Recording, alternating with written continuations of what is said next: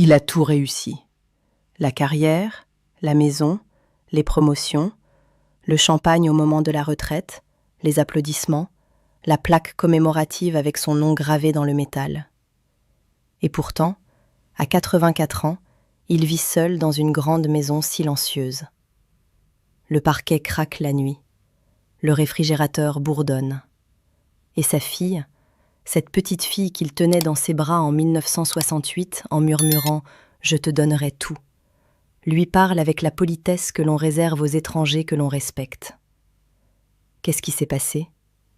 Pas un drame, pas une trahison, juste des soirs reportés, des chaises vides, des dimanches sacrifiés à des urgences qui, avec le recul, n'étaient pas si urgentes. C'est l'histoire de Daniel, mais ce pourrait être l'histoire de n'importe qui. Dans les prochaines minutes, nous allons traverser une vie entière, de la promesse d'un père à la confession d'un vieil homme, pour répondre à une seule question. Est-ce que nous sommes en train de répéter la même erreur en ce moment même sans nous en rendre compte ? Ce n'est pas une leçon de morale, c'est un miroir. Et la question que je vous laisse avant de commencer, quel un jour êtes-vous en train de sacrifier aujourd'hui ? Et qui, de l'autre côté, est en train de compter vos absences ?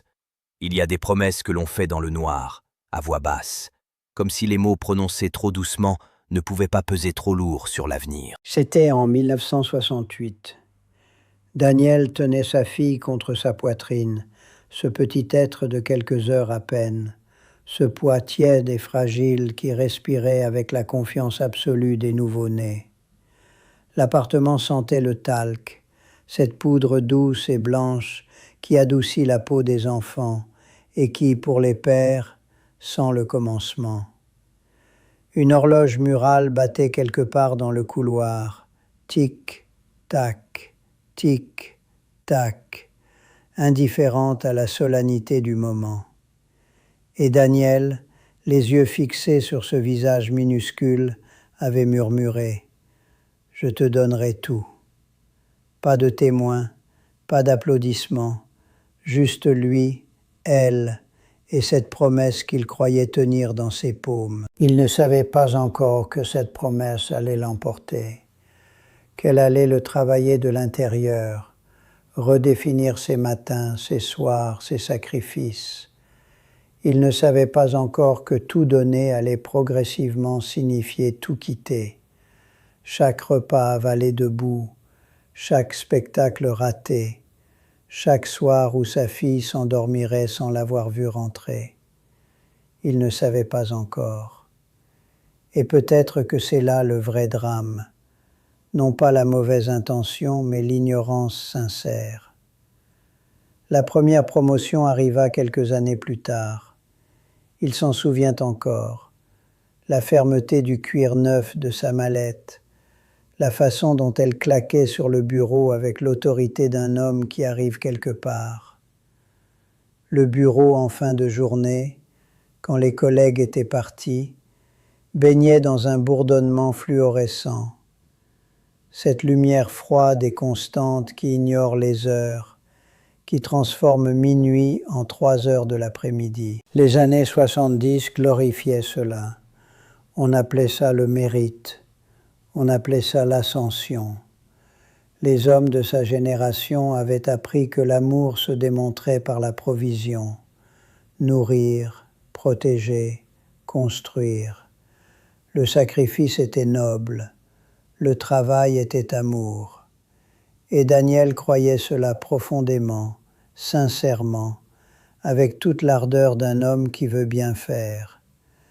Les sacrifices seraient temporaires, se disait-il. Encore quelques mois, encore une année. Une fois le projet terminé, une fois le poste consolidé, une fois la situation stabilisée. Il ne réalisa pas que temporaire est le mot que l'on utilise pour rendre le permanent supportable. Le premier spectacle scolaire qu'il rata n'eut pas l'air d'un événement important.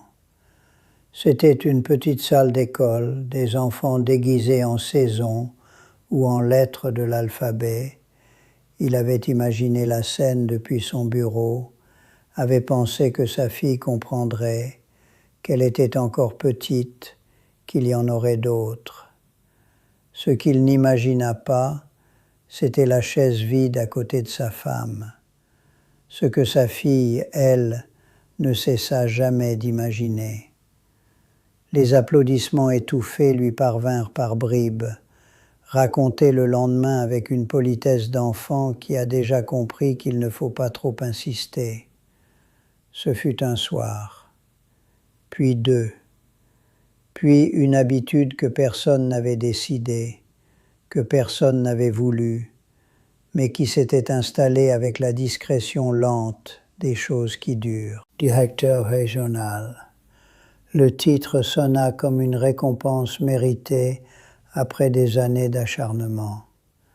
Son téléphone fixe sonnait désormais pendant le dîner, cette sonnerie stridente qui coupait les phrases à mi-chemin, qui transformait les repas en réunions avortées. Il répondait toujours. Il devait répondre. C'est ce qu'on attend d'un homme indispensable. Les années 80 avaient érigé le surmenage en blason social. Travailler plus que les autres était devenu une forme d'aristocratie silencieuse. On ne disait plus « je suis épuisé », on disait « j'ai été débordé ». Et dans ce débordement, il y avait une fierté secrète, inavouable. Daniel était devenu indispensable au bureau. Il ne mesurait pas encore ce que cela signifiait chez lui. L'indispensable s'absente souvent. L'indispensable a toujours une raison valable. Et les absences répétées, même justifiées, creusent quelque chose que l'on ne voit pas, parce qu'on ne regarde pas assez longtemps dans la même direction. Il était en train de devenir remplaçable, là où cela comptait le plus. Mais ce n'est pas le genre de choses que l'on comprend en temps réel. La nouvelle maison était plus grande, évidemment. C'était la preuve que les efforts avaient payé, que la promesse de 1968 prenait forme. Des pièces, des fenêtres, un jardin. La modernité des années 80 portait ce rêve. Le pavillon, le crédit, l'espace comme symbole de réussite. Il se souvient de ce premier dimanche, avant les meubles, quand ses pas résonnaient dans le couloir encore vide. Un écho que l'on n'entend pas dans les petits espaces.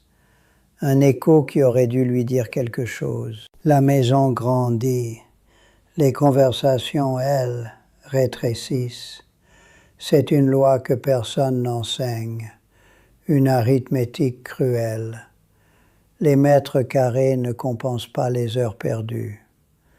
On peut habiter ensemble dans l'immensité et être séparés par quelque chose d'infranchissable. Non pas de la haine, non pas du conflit, mais du silence accumulé, des habitudes prises séparément, des vies parallèles qui se côtoient sans vraiment se toucher. Sa fille avait sa chambre, il avait son bureau, et entre les deux, il y avait un couloir de plus en plus long. Il ne remarqua pas exactement le moment où elle cessa de l'attendre pour dîner. Ce fut progressif, comme tout ce qui change vraiment. Un soir, elle avait faim. Un autre, elle avait du travail scolaire. Un troisième, elle avait simplement compris. L'assiette froide sur la table. Il rentra une nuit et la trouva là, couverte d'un film alimentaire, posée avec la sollicitude silencieuse de sa femme. La télévision bourdonnait dans le salon, bruit de fond d'une maison qui continue de fonctionner sans lui. C'est là, peut-être, que quelque chose bascula. Pas dans un drame, pas dans une scène, mais dans cette assiette froide, dans ce silence domestique qui avait cessé d'être une attente pour devenir une organisation. Elle ne disait plus papa de la même façon. Le mot restait, mais quelque chose en avait changé. une légère raideur, une distance de quelques centimètres qui, en émotion, valent des kilomètres. Il était passé de papa à père. La différence entre les deux ne tient pas aux syllabes, elle tient à des centaines de soirs. Le divorce ne fut pas brutal. C'est peut-être ce qui le rendit si difficile à comprendre. Pas d'éclat, pas de porte claquée, pas de mots irréparables lancés à travers une pièce. Juste une porte qui se ferme doucement, ce son creux définitif d'un battant qui trouve son encadrement sans violence, presque avec courtoisie. Ils avaient coexisté si longtemps dans des vies parallèles que la séparation ressembla à une formalisation de l'état des choses plutôt qu'à une rupture. Les études le confirment maintenant. Dans les années 90, les divorces liés au surinvestissement professionnel se multipliaient dans les classes moyennes ambitieuses. Daniel n'était pas une exception. Il était le cas typique, l'homme qui avait tout fait pour sa famille, sauf être présent pour elle. Il se promit qu'à la retraite, il rattraperait tout. Il le croyait vraiment. C'est là l'une des illusions les plus tenaces que l'on se raconte à soi-même, que le temps perdu est une dette que l'on peut rembourser, qu'il suffit d'y retourner plus tard, avec davantage de disponibilité, pour que les liens reprennent leur souplesse d'avant. À 62 ans, Daniel quitta l'entreprise sous les applaudissements. Une salle de réunion aux murs beige, des collègues en chemise, des coupes de champagne qui scintillaient sous les néons. On lui remit une plaque commémorative, son nom gravé sur du métal, une date, un titre. Les discours évoquèrent son dévouement, sa rigueur, les années de service. L'odeur du champagne mêlée à celle des moquettes de bureau, il s'en souvient avec une précision étrange. C'est souvent ainsi que fonctionne la mémoire. Elle retient les détails périphériques avec une netteté que l'on n'attendait pas. Il rentra chez lui ce soir-là, dans le silence d'un appartement qu'il occupait seul depuis quelques années. Il avait du temps maintenant, tout le temps du monde. Et c'est là qu'il découvrit quelque chose que personne ne lui avait dit. Le temps libre ne recrée pas l'intimité. On ne peut pas reprendre une conversation là où on ne l'avait pas commencée. On ne peut pas revenir dans un espace affectif que l'on n'a pas habité régulièrement. Le lien humain, entre un père et une fille, entre deux êtres quelconques, n'est pas une plante que l'on arrose en grande quantité une fois par an. C'est quelque chose qui se construit dans la répétition, dans l'ordinaire, dans les 1000 petits riens d'une présence constante. Il avait cru que la qualité pouvait compenser la quantité. C'était une erreur généreuse, une erreur sincère, mais une erreur. Les conversations avec sa fille adulte étaient polies, trop polies. Il y avait une politesse dans leurs relations qui ressemblait à celle que l'on réserve aux personnes que l'on respecte sans véritablement connaître.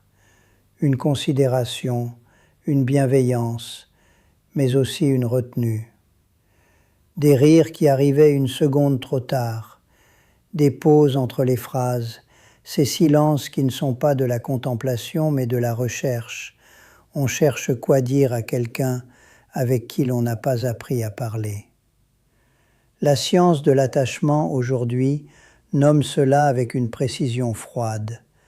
La sécurité émotionnelle se construit dans la présence répétée, dans la prévisibilité, dans le fait d'être là, pas héroïquement, pas monumentalement, mais régulièrement.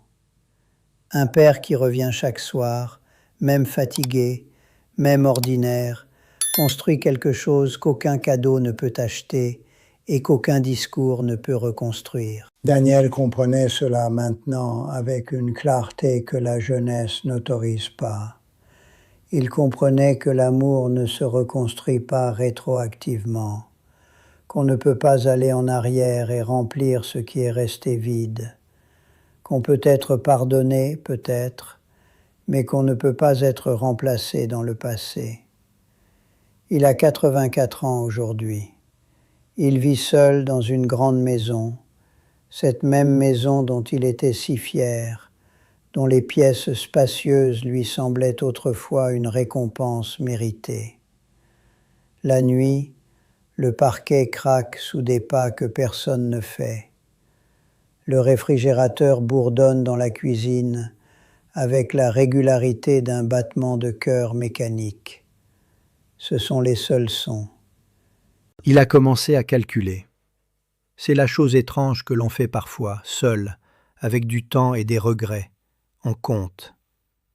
Il a sorti un vieil album photo, aux pages un peu collantes, aux photos légèrement décolorées. Ses mains tremblent un peu maintenant, d'un tremblement doux et constant que l'âge dépose sur les gestes comme une légère brume. Il a compté les étés. Une enfance dure 18 ans, 18 étés, 18 saisons de légèreté, de vacances, de jours longs et de soirs tièdes. Combien en avait-il vraiment habité? Combien de ces étés avait-il traversé pleinement, présent non pas physiquement, mais là, disponible, attentif, entier?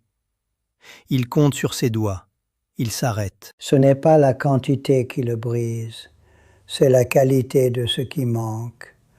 Non pas des événements spectaculaires, des voyages extraordinaires ou des célébrations mémorables, mais des dimanches ordinaires, des promenades sans destination, des conversations qui n'allaient nulle part et qui, pour cette raison précise, allaient partout. La mémoire humaine, les neurologues l'ont montré, ne retient pas les moments exceptionnels aussi fermement qu'on le croit. Elle retient la texture du quotidien, la façon dont quelqu'un entrait dans une pièce, l'intonation d'une voix familière, le sentiment d'être attendu. C'est sur cette texture que se construit le sentiment d'avoir été aimé.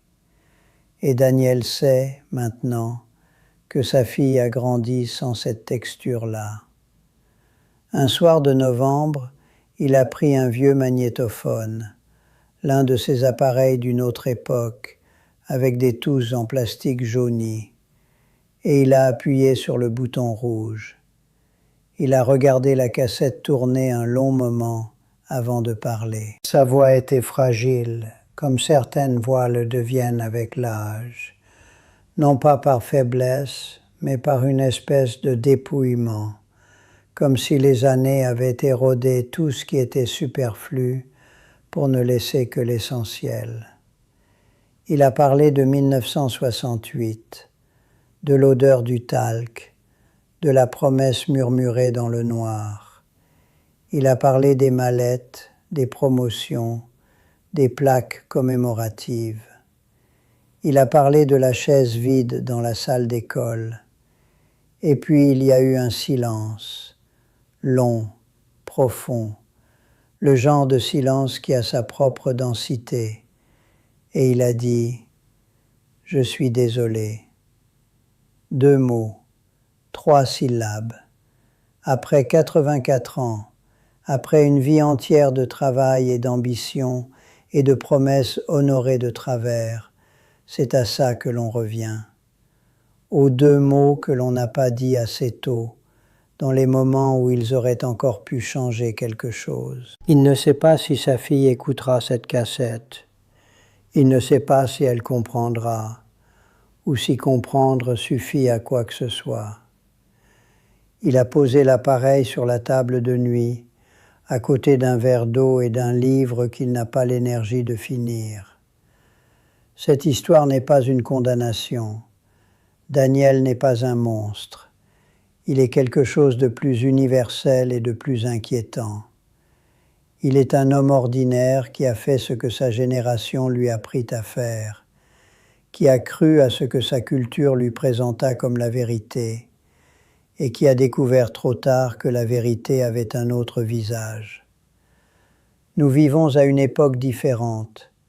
Nous connaissons les études, nous entendons les mises en garde, Nous savons ce que la science de l'attachement dit sur les premières années, sur la présence, sur l'irremplaçable ordinaire. Nous savons tout cela. Et pourtant, il y a une réunion que l'on ne peut pas manquer, un projet que l'on ne peut pas remettre, une opportunité qui ne se représentera pas, une notification qui clignote, un message qui attend. Et le week-end prochain, on sera là. Quel un jour êtes-vous en train de sacrifier aujourd'hui? Pas dans le sens d'une culpabilité paralysante, pas pour vous accabler de ce que vous n'avez pas encore fait, mais pour vous rappeler, avec toute la douceur et toute la gravité que mérite cette question, que le temps de vos enfants ne vous appartient pas. Il leur appartient, et il passe. Les 18 étés passent, les chaises vides ne s'oublient pas, et les magnétophones, un jour, ne peuvent enregistrer que des regrets.